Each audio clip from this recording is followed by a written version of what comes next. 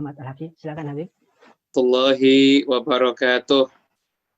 Waalaikumsalam warahmatullahi wabarakatuh. Walhamdulillah wassalatu wassalam ala sayyidina Rasulillah Sayyidina Muhammad ibni Abdillah wa ala alihi wa sahbihi wa man walah, amma ba'du. Saya hormati, yang saya muliakan segenap para habaib, para kiai, para tokoh.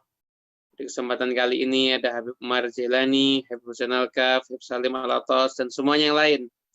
Yang nggak bisa saya sebutkan namanya satu persatu. Ada Kiai Saiful, Kiai Bahtiar, dan semua segenap pengurus PCINU Jerman, PCINU Belgia, Majelis Rasulullah SAW Amsterdam, dan semuanya yang bergabung di acara kali ini. Masya Allah, malam ini luar biasa. Ada yang dari Indonesia, ada yang dari Jerman, ada yang dari Amsterdam, ada yang dari Belgia. Ini karena kehebatan teknologi, kita semuanya bisa berkumpul seakan-akan di satu forum. Makanya kalau kita bisa mengagumi kehebatan teknologi yang bisa menjadikan kita berpisah raganya, tapi seakan-akan berkumpul jiwanya, maka tentunya kita harus lebih kagum lagi dengan kehebatan orang-orang yang mulia. Ketika Sayyidina Umar bin Khattab khutbah di Madinah, beliau bisa memantau para sahabat yang sedang perang dan ngasih isyarat untuk naik ke gunung. Ya Sariyah Jabal, ya Sariyah Jabal. Dan mereka semua ketika sampai di kota Madinah, ditanya, mereka mendengar suaranya Sayyidina Umar bin Khattab. Nah, kalau kehebatan teknologi aja bisa menyatukan kita, maka kalau kehebatan manusia kekasih Allah Subhanahu wa Ta'ala, maka akan bisa menembus batas-batas yang mengagumkan dan menakjubkan, insya Allah. Dan insya Allah majelis ini jadi pertemuan kita berpisah tempatnya, tapi kita bersatu dalam kecintaan kepada junjungan kita Nabi besar Muhammad Sallallahu Alaihi Wasallam. Semoga kecintaan yang mempersatukan kita ini bukan hanya mempersatukan kita di Zoom ini, tapi juga mempersatukan kita di dunia. Insya Allah kita akan diperjumpakan Allah di dunia ini, dan nanti akan diperjumpakan di akhirat bersama dengan junjungan kita Nabi besar Muhammad Sallallahu Alaihi Wasallam.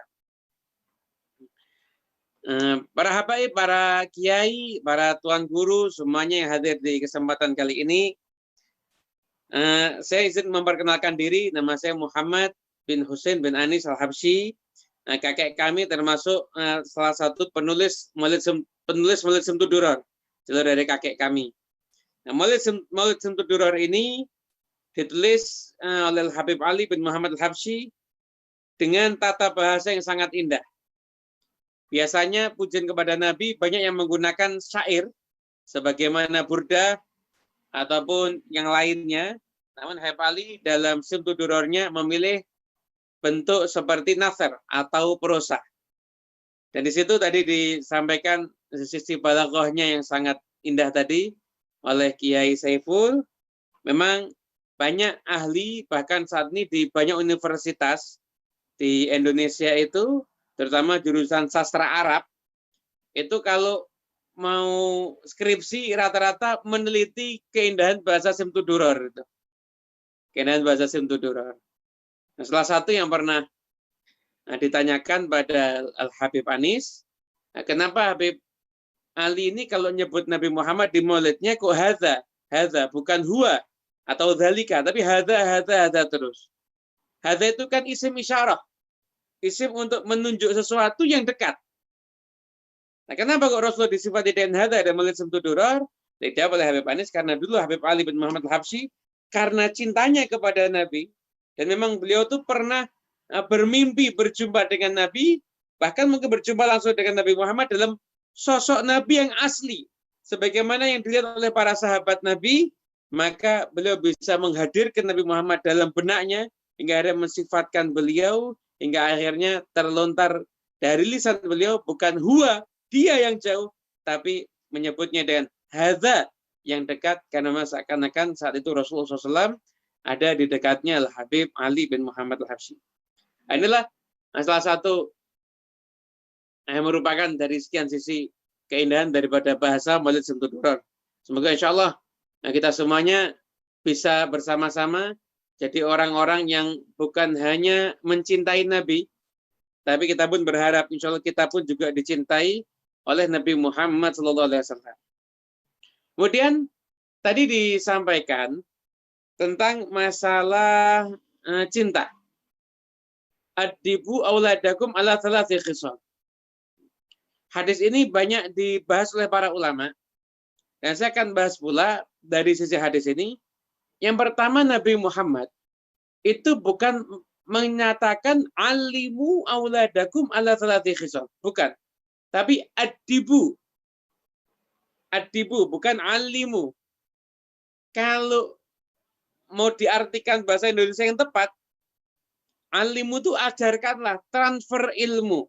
Ilmu tentang cinta Nabi, ilmu tentang cinta keluarga Nabi, ilmu tentang membaca Al-Quran. Transfer ilmu. Sampaikan ilmu. Tapi enggak adibu. Adibu itu apa? Didiklah dengan penuh adab. Didiklah. Berarti pendidikan itu harus sesuatu yang mempunyai jangka panjang, harus jenjangnya itu harus terus bersambung. Didiklah anak-anakmu untuk 3 perkara. Selalu kamu didik untuk apa? Untuk mencintai Nabi, untuk mencintai keluarga Nabi, dan untuk bisa membaca Al-Quran. Artinya apa? Kurikulum pertama kali itu adalah kurikulum mencintai Nabi Muhammad SAW. Dan inilah yang diajarkan oleh para sahabatnya. Nah, seorang para sahabat Nabi SAW keliling di waktu maghrib. Maghrib itu dulu jarang ada orang keluar rumah. Pak Dalisa itu dulu jarang ada orang keluar rumah. Di masa Arab terdahulu. Itu ternyata dengar, itu sahabat tuh kalau duduk sama anaknya, semuanya menceritakan tentang Nabi Muhammad SAW. Menceritakan tentang Rasulullah SAW. Diceritakan tentang Nabi Muhammad. Hingga akhirnya nggak kaget gitu. Sahabat tuh cintanya luar biasa kepada Nabi, bahkan melahirkan generasi berikutnya tabi'in, yang juga sangat luar biasa mencintai Nabi Muhammad SAW. Kenapa? Karena tabi'in menyaksikan bagaimana sahabat mencintai Nabi, dan sahabat menyaksikan bagaimana kecintaan Nabi Muhammad kepada umatnya. Sehingga jalinan cinta ini terus bersambung. Kita yang ada di akhir zaman tinggal mau menyambungkan diri atau enggak. Nah, kita kalau membahas ilmu tentang cinta ini. Bahas ilmu tentang cinta. Syekh Mullah Ali Al-Qari, salah seorang ahli hadis yang termasuk saya idolakan karena karangan kitab beliau sangat banyak sekali, dan saya selalu berusaha agar selalu punya karangan kitab beliau. Syekh Mullah Ali Al-Qari itu, beliau ketika menerangkan hadis, la yu'minu ahadukum hatta akuna ahabba ilaihi min walidihi wa waladi wa nasi ajma'in. Riwayatnya kadang walid sama walad, kadang berbalik. Itu ada beberapa riwayat. Tidak sempurna iman salah seorang di antara kalian sampai aku, kata Nabi Rasulullah, aku Rasulullah lebih kalian cintai dibanding orang tua kalian, anak kalian, dan seluruh manusia. Hingga akhirnya orang timbul pertanyaan, kita ini nggak terlahir dengan perasaan cinta kepada Nabi. Kita nggak terlahir dalam keadaan perasaan cinta kepada Nabi. Artinya apa? Mewujudkan cinta kepada Nabi itu memerlukan suatu usaha. Makanya cinta itu dibagi jadi 2. Ada hubbut tabi'i, ada hubbul akli. Nah, ada namanya cinta karena watak, ada lagi cinta karena akal. Lewat jalur akal. Cinta karena watak gimana contohnya? Contohnya, bapak mencintai anak. Nggak usah pakai belajar. Di mana-mana kalau ada bapak punya anak, pasti cinta sama anaknya. Kita yakin itu, pasti cinta sama anaknya. Nggak usah pakai, masa ada, saya ingin belajar mencintai anak saya? Nggak mungkin. Ibu cinta sama anak, nggak pakai belajar. Anak cinta sama orang tua, sama. Namanya hubbut tabi'i, cinta yang karena watak, nggak usah pakai belajar pun muncul, memang nalurinya begitu. Akan tetapi mencintai Nabi Muhammad SAW itu kita harus mencintai beliau lewat jalur akal. Contoh. Orang sakit, minum obat. Obat itu pahit. Kalau nggak sakit, obat itu nggak enak diminum.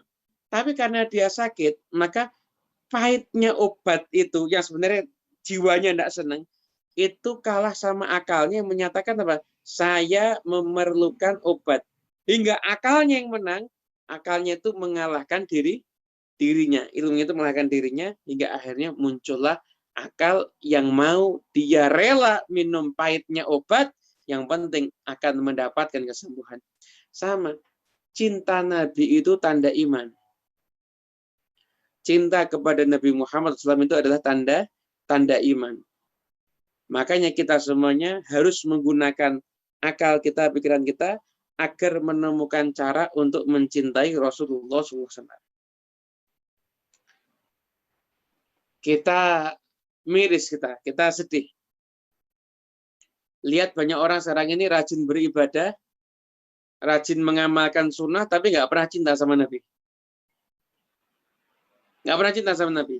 Dianggap cinta sama Nabi itu hanya sekedar, pokoknya ngikut pakainya udah cinta. Enggak.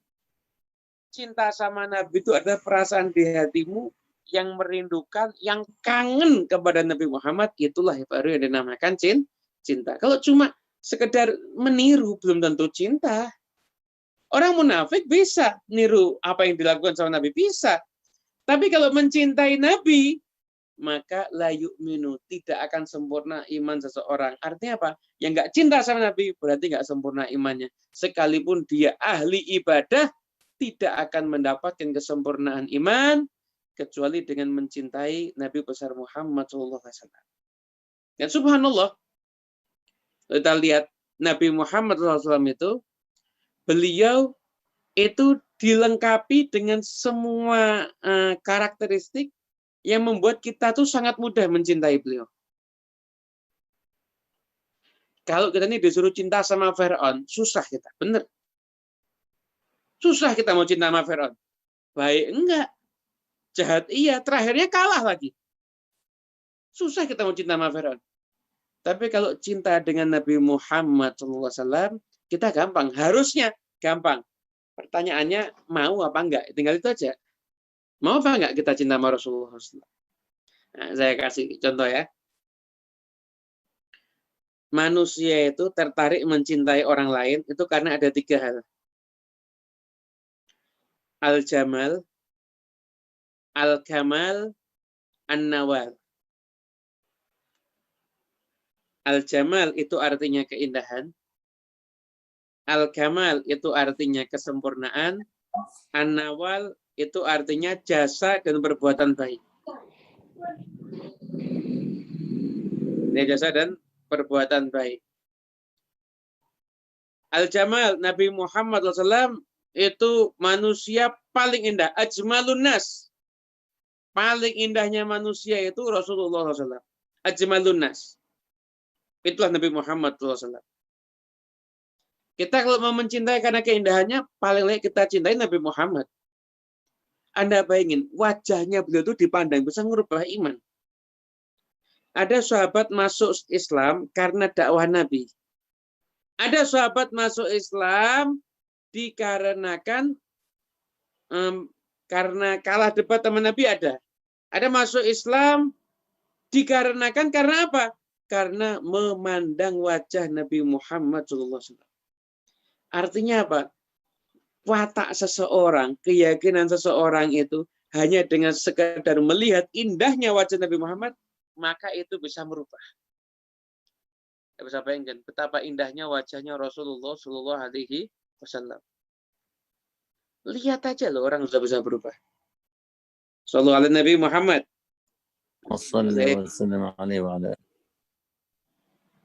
Nah, kemudian kalau kita lihat keindahan Nabi sempurna. Nabi Muhammad sama Nabi Yusuf ganteng mana? Ganteng Nabi Muhammad. Kok nggak ada perempuan ngiris jarinya? Sama Nabi Yusuf kan ngiris jari perempuan. Sama Nabi Muhammad kok enggak? Karena kalau perempuan ditampakkan keindahan Nabi Muhammad yang aslinya, Nabi Muhammad itu sama Allah dikasih jamal wal jalal. Keindahan dan kewibawaan.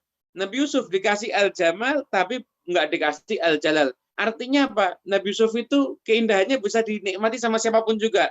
Contoh bulan, kita lihat bulan asik bisa. Tapi Nabi Muhammad itu matahari. Indah, tapi nggak bisa dinikmati. Kita begitu lihat langsung silau. Itulah keindahannya Rasulullah Shallallahu Alaihi Wasallam. Sempurna. Bahkan kata Hasan bin Thabit, ka'annaka qad khuliqta kama tasya'u. Kalau lihat fisiknya Nabi Muhammad itu seakan-akan beliau itu terlahir itu bentuknya milik. Saya pengen hidung kayak begini, kulit kayak begini, rambut kayak begini, tinggi kayak begini, seakan-akan lahirnya milik. Kenapa? Karena sempurnanya keindahan Rasulullah Shallallahu Alaihi Wasallam. Al-Jamal. Kalau Anda bisa mencintai orang karena perbuatan baik, karena karakternya, Al-Kamal. Paling sempurna karakternya itu Nabi Muhammad SAW. Al-Kamal. Paling sempurna karakternya Rasulullah SAW. Paling luar biasa. Beliau, Rasulullah SAW, itu manusia paling hebat. Nabi Muhammad, perang bisa, dagang sukses, jadi guru sukses, suami sukses, bapak sukses, semua elemen kehidupan yang di situ ada Nabi Muhammad, maka beliaulah jadi orang yang tersukses, bahkan jadi orang yang memberikan teladan untuk generasi berikutnya. Kesempurnaan Rasulullah SAW. Anda pergi ke toko buku, Anda akan lihat manusia yang paling sering dibahas adalah Nabi Muhammad. Paling dibahas ceritanya adalah Rasulullah SAW. Karakternya sempurna, pemaaf. Pemaaf. Kalau ada orang pemaaf itu biasanya nggak pemberani. Nabi Muhammad pemberani, pemaaf. Anda bayangin betapa hebatnya itu Rasulullah SAW. Al-Kamal. Kemudian ada lagi kita mencintai karena an-nawal, dikarenakan pemberian atau jasa. Kita kalau mau ngukur-ngukur jasa, nggak ada yang lebih berjasa kepada kita dibandingkan Rasulullah SAW. Paling berjasa kepada kita itu Nabi Muhammad. Paling berjasa sama kita. Itu Rasulullah SAW. Jasanya luar biasa kepada kita semuanya. Nabi Muhammad SAW itu yang menolong kita, yang mendoakan kita, yang mengistighfari saat ini semua dosa yang kita lakukan, yang nanti akan menolong kita di hari kiamat. Siapa sih yang punya jasa lebih daripada Nabi Muhammad? Anda bayangkan jasanya Nabi untuk alam ini. Sebelum adanya Islam, dunia ini, entah itu peradaban India, peradaban Yunani, Eropa, Romawi, Persia, mereka itu benar-benar nggak kenal lagi yang namanya kehormatan rumah tangga itu nggak ada lagi udah. Nggak ada lagi, sama sekali nggak ada. Kehormatan rumah tangga itu nggak ada. Itu yang namanya perempuan aja itu bisa digilir orang banyak. Dulu perempuan tuh nggak punya hak milik. Siapapun aja bisa memiliki. Bahkan ada perempuan kerja punya pakaiannya aja itu dimiliki sama orang lain. Anda bisa bayangkan betapa bejatnya dunia ini. Nggak ada. Di Persia malah ada kebanggaan kalau ada anak bisa nikahi ibu kandungnya. Bahkan rajanya nikahin putri kandungnya. Anda bayangkan dunia yang hancur seperti itu sekarang berubah jadi bermoral. Itu semua jasanya Nabi Muhammad SAW. Jadi Anda kalau jadi orang tua, Anda jadi orang tua yang punya anak yang bakti kepada Anda, jangan Anda menganggap itu karena kehebatan Anda. Enggak. Anak Anda berbakti kepada Anda, di situ ada jasa Nabi Muhammad. Fama min khuluqin fil bariyati mahmud illa wa huwa mutalaqan an zainil wujud. Tidak ada satupun kebaikan yang dimiliki oleh manusia yang dipuji kecuali sumbernya Rasulullah Shallallahu Alaihi Wasallam. Semua perbuatan yang terpuji di alam ini sumbernya adalah Nabi Muhammad SAW. Bahkan ada satu ucapan ini diucapkan sama Imam Syafi'i, Syekh Yusuf An-Nabhani, Syekh Muhammad bin Alawi Al-Maliki. Karena ucapan ini begitu indah, nah, sampai saya sempat ngapalin dulu bahasa Arabnya. Syuhudu fadli Rasulillah fi kulli ni'matin yashhaduhal muslimu amrun wajib. Menyaksikan, kita ini bersaksi adanya campur tangan Rasulullah Shallallahu Alaihi Wasallam di setiap nikmat yang kita saksikan, yang kita lewati, kita lihat dalam kehidupan kita, maka itu hukumnya wajib. Artinya apa? Setiap kita mendapatkan nikmat, maka wajib kita ingat dalam nikmat yang saya dapatkan ada campur tangannya Nabi Muhammad Shallallahu Alaihi Wasallam. Jadi 3 hal tadi, keindahan, kesempurnaan, dan jasa. Itulah yang bisa menyebabkan kita mencintai Rasulullah SAW. Semoga Allah jadikan kita cinta sama Nabi. Cinta sama Nabi. Cinta Nabi jangan bingung. Saya masih punya banyak dosa, apakah saya bisa cinta sama Nabi? Yang mau cinta sama Nabi akan bisa cinta sama Nabi Muhammad. Tapi sebanyak apapun ibadah Anda, kalau Anda nggak mau mencintai Nabi Muhammad, maka susah kalau Anda akan bisa mencintai Rasulullah SAW. Hadirin yang dimuliakan Allah Subhanahu Wa Taala, saya akan membacakan sedikit kisah-kisah tentang kecintaan sahabat kepada Nabi Muhammad, biar kita punya gambaran gimana sih kecintaan sahabat nih kepada Nabi. Asma binti Umais. Asma binti Umais ini adalah istrinya Sayyidina Abu Bakar As-Siddiq. Sayyidina Abu Bakar As-Siddiq kalau sudah selesai sholat Isya, beliau pulang ke rumahnya, karena sholatnya pasti di masjid. Kemudian beliau itu posisi duduknya kalau boleh saya praktekkan, itu kedua kaki itu diangkat. Kedua kaki diangkat begini. Kaki diangkat begini, kemudian kepalanya diletakkan di antara kedua kakinya. Jadi Sayyidina Abu Bakar Siddiq itu kalau sudah selesai sholat Isya pulang ke rumah, jadi kedua kakinya itu dirapatkan begini, diangkat begini, kemudian kepalanya taruh di antara kedua kakinya, menghadap tembok, lalu mengatakan berkali-kali, wa syauqi ilaika ya Rasulullah, wa syauqi ilaika ya Rasulullah, wa syauqi ilaika ya Rasulullah. Ya Rasulullah, aku rindu kepadamu. Ya Rasulullah, aku rindu kepadamu. Ya Rasulullah, betapa rindunya aku padamu. Terus begitu. Sampai-sampai ini, Asma binti Umais mengatakan apa? Kunta ma'ahu. Kamu dulu sama Nabi Muhammad. Wa ghadan takunu ma'ahu. Besok kamu juga akan berjumpa dengan Nabi Muhammad. Terus aku ngomongin begitu, sampai akhirnya beliau kemudian berhenti. Jadi udah benar-benar nggak bisa ditahan rasa cintanya kepada Nabi Muhammad SAW. Sayyidina Abu Bakar Siddiq ini khutbah, dengar Rasulullah, nyebut Rasulullah, nangis. Anda bayangin, cintanya tuh udah bukan cinta-cinta kaleng-kaleng kayak orang zaman sekarang ini. Cinta yang sudah benar-benar ke dalam hati. Benar-benar ke dalam hati. Itu pernah suatu ketika dikisahkan dalam kitab Hilyatul Auliya karya Abu Nuaim. Suatu ketika Nabi Muhammad SAW itu lagi duduk, tiba-tiba datang Sayyidina Abu Bakar As-Siddiq. Nah, Siddiq ketika itu pakai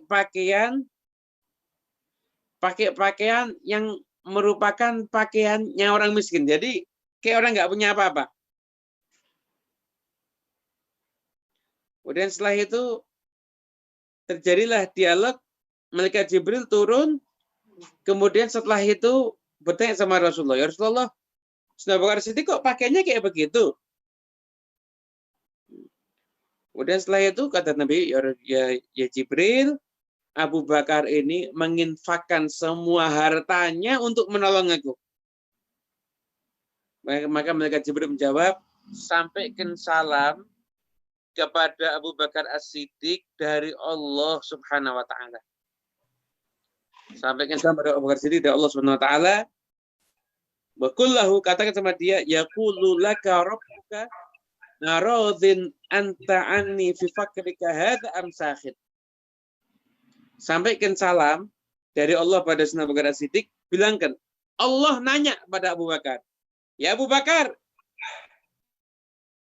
apakah kamu ridho dengan kefakiranmu ini atau kamu nggak ridho?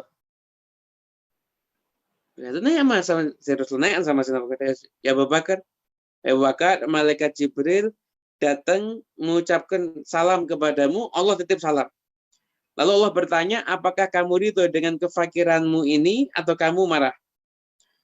Maka Sayyidina Abu Bakar Siddiq menangis sehingga beliau berkata lagi, apakah saya bisa marah sama Allah? Ana an Rabbi radhin. Diulang sampai 3 kali. Sesungguhnya aku ridho atas semua ketetapan Tuhanku. Jadi beliau ini orang yang awalnya kaya raya, sampai akhirnya miskin, semua dikorbankan. Hanya untuk apa?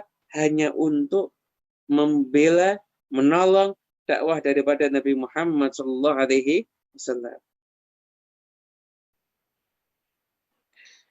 Banyak sekali kisah kecintaan daripada sahabat Nabi kepada Rasulullah SAW. Bahkan bukan cuma sahabat Nabi yang laki-laki, sahabat Nabi yang perempuan pun itu juga kecintaannya kepada Nabi itu luar biasa. Ummu Sulaim, beliau sampai menghadiahkan anaknya untuk Nabi Muhammad. Ada lagi sahabat Nabi yang wanita bernama Nusaibah. Nusaibah binti Ka'ab. Binti Ka'ab ketika perang Uhud, beliau dari jauh bagian menyiapkan, mungkin konsumsi seperti itu, menyaksikan Nabi Muhammad sendiri. Dan ketika itu ada orang yang sudah bergerak mau menyerang Rasulullah SAW. Ini perempuan. Maka berdiri itu Nusaibah. Setelah itu beliau langsung menghadang pedang yang akan mengenai Nabi. Dan dihadang itu semua dengan tubuhnya. Sampai akhirnya penuh dengan darah tubuhnya. Penuh dengan pukulan. Karena untuk membela Rasulullah SAW. Bahkan sampai-sampai ketika perang Uhud, Nabi mengatakan, maltafattu yawma Uhudin yaminan wala shimal illa wa araha tuqatil duni. Karena Nabi, saya nggak pernah ketika perang Uhud selama saya noleh kanan kiri, yang saya lihat adalah dia ini Nusaibah sedang dalam keadaan berperang untuk membela aku dan untuk melindungi aku. Luar biasa kecintaan sahabat Nabi kepada Nabi Muhammad SAW. Masih banyak kisah cinta yang lainnya. Daripada sahabat Talha bin Ubaidillah yang ketika selesai perang Uhud, dalam dirinya itu tidak kurang dari 80 bekas luka. 80 bekas luka untuk membela Nabi Muhammad SAW. Nah, kisah-kisah cinta inilah yang semoga menjadi motivasi kita untuk bisa semakin mencintai Nabi Muhammad SAW. Kemudian kalau ada yang bertanya, baca Maulid Simtuduror yang dibaca bahasa Arab. Mungkin nggak semuanya ngerti bahasa Arab. Apakah bacaan Maulid itu bermanfaat untuk bisa menjadikan orang cinta sama Nabi? Jawab bermanfaat. Bermanfaat. Yang namanya rasa batin, yang namanya perasaan batin itu akan menembus kepada perasaan batin yang lainnya. Anda kalau lihat orang ketawa, Anda nggak tahu kenapa dia ketawa, tapi Anda lihat orang ketawa, pasti Anda ikutan ketawa. Kenapa? Karena rasa yang ada di hati orang yang ketawa itu juga Anda rasakan juga. Kayaknya persambungan rasa ini yang penting. Lah, kita baca Maulid Simtuduror atau Maulid Dibai, Maulid Al-Azab, semuanya Maulid Al-Barzanji, itu yang nulis orang yang cinta sama Nabi. Maka begitu kita baca tulisan itu, mau nggak mau dalam hati kita ada rasa yang menyambung dan menjadikan kita semakin cinta dengan Nabi Muhammad SAW. Itu yang nggak ngerti artinya aja begitu. Gimana kalau ngerti artinya? Masya Allah, tentunya akan semakin cinta dengan Rasulullah SAW. Ini adalah motivasi dari kita semuanya agar kita bisa semakin menjadi orang yang mencintai Nabi. Karena kalau tanya, Habib, sekarang saya ingin mencintai Nabi. Caranya gimana? Cara untuk mencintai Nabi Muhammad. Yang pertama, Anda harus kenal. Anda harus mengenal. Kalau Anda nggak kenal, nggak mungkin cinta. Kenali Nabi, beli buku-buku sejarah Nabi Muhammad. Beli buku sejarah Nabi Muhammad SAW. Dan saya sampaikan di kesempatan kali ini, kalau Anda mau beli buku sejarah Nabi, harap hati-hati karena sekarang ini banyak sejarah Nabi yang sudah kecampuran pendapat-pendapat orientalis. Orientalis. Ada beberapa buku. Saya pernah baca tulisan itu di Muqaddimah dari karya Syekh Said Ramdhan Al-Buti. Syekh Said Ramdhan Al-Buti, beliau itu punya kitab berjudul Fiqhus Sirah. Itu beliau menuliskan kitab-kitab surah yang di situ ada penyimpangan. Kenapa? Karena nggak mau terlalu mengagungkan Nabi, maunya menganggap Nabi Muhammad sebagaimana manusia biasa.